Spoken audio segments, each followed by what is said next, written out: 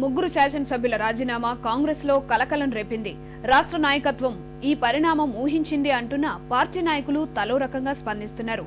తెరాసలోనే కాంగ్రెస్ విలీనమవుతుందన్న కేసీఆర్ వ్యాఖ్యలను మాత్రం నేతలు తప్పుబట్టారు.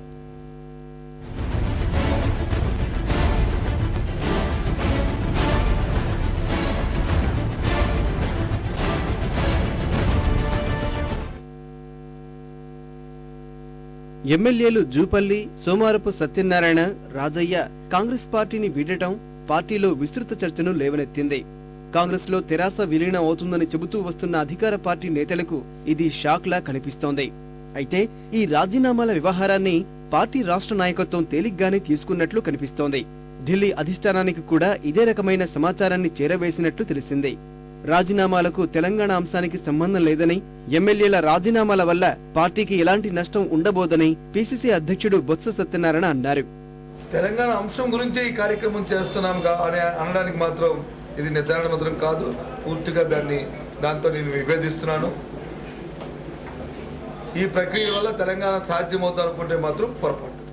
రాష్ట్ర నాయకత్వం ఇలా స్పందిస్తుంటే పార్టీ నేతలు మాత్రం మరో రకమైన అభిప్రాయాన్ని వ్యక్తం చేస్తున్నారు.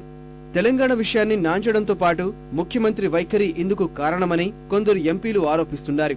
తెలంగాణ ప్రజా ప్రతినిధులకు సీఎం తగిన గౌరవం ఇవ్వటం లేదని, దోషులుగా చిత్రీకరించే ప్రయత్నం చేస్తున్నారని పెద్దపల్లి ఎంపీ వివేక్ ఆరోపించారు. రాజీనామా ముగ్గురు ఎమ్మెల్యే చేశారు. చాలా కారణాలు ఉన్నాయి దాంట్లో.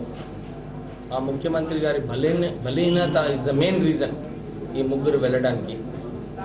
వాళ్ళందరూ కూడా తెలంగాణ ఉద్యమంలో ముందున్నారని చెప్పి వాళ్ళ కాన్స్టిట్యుయెన్సీస్లో వాళ్ళకు చాలా ఇబ్బందులు ముఖ్యమంత్రి పెట్టినాడు. అందు గురించి ఈ ముగ్గురు ఎమ్మెల్యేస్ కూడా వెళ్ళడం జరిగింది. మరికొందరు నేతలు మాత్రం సీఎం వైఫల్యంగా అభివర్ణించడం తప్పని అంటున్నారు.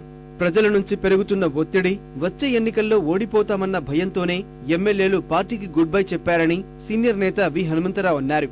ఇవాళ మా పరిస్థితి ఎట్లుందంటే తెలంగాణలో ముఖ్యంగా నాయకుల పరిస్థితి ఒకటి, ఇవాళ వాళ్ళు వెళ్ళిపోవడానికి రెండు కారణాలు. ఒకటి ప్రజల ఒత్తిడి, రేపు మేము గెలవమేమో కాంగ్రెస్ టికెట్ ఇచ్చినా అనేది ఒక భయం కూడా ఏర్పడింది.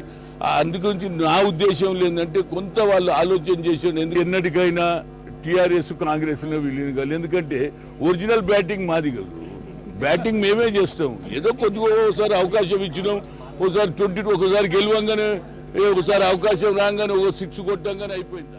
మరిన్ని వలసలు ఉంటాయన్న ప్రచారం మాత్రం కాంగ్రెస్ పార్టీలో జోరుగా సాగుతోంది.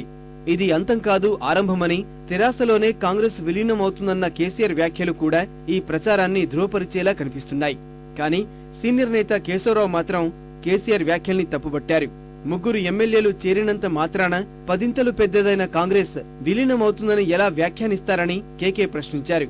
ఏ ఒక్క మిత్రుడైనా పోయినప్పుడు, ఏ ఒక్క సభ్యుడైనా పార్టీకి పోతే నష్టం తప్పకుంటుంది. దానివల్ల నష్టం లేదు పార్టీకి అని చెప్పడం సరైనది కాదు. ఇది చాలా తప్పు జరిగింది. వాళ్ళు తొందరపాటు ఉన్నారు, కానీ వాళ్ళ మాటల్లో కూడా బలం ఉంది. ఎందుకంటే ఏ మాటలతోనో తన నమ్మకం కలిగించానో అది నిలుపుకోలేకపోయింది. మొత్తం మీద ముగ్గురు ఎమ్మెల్యేల హఠాత్ నిర్ణయం అధికార పార్టీని ఓ కుదుపు కుదిపింది. గత కొన్నాళ్లుగా వస్తున్న ఊహాగానాలకు బలం చేకూర్చినట్లయింది.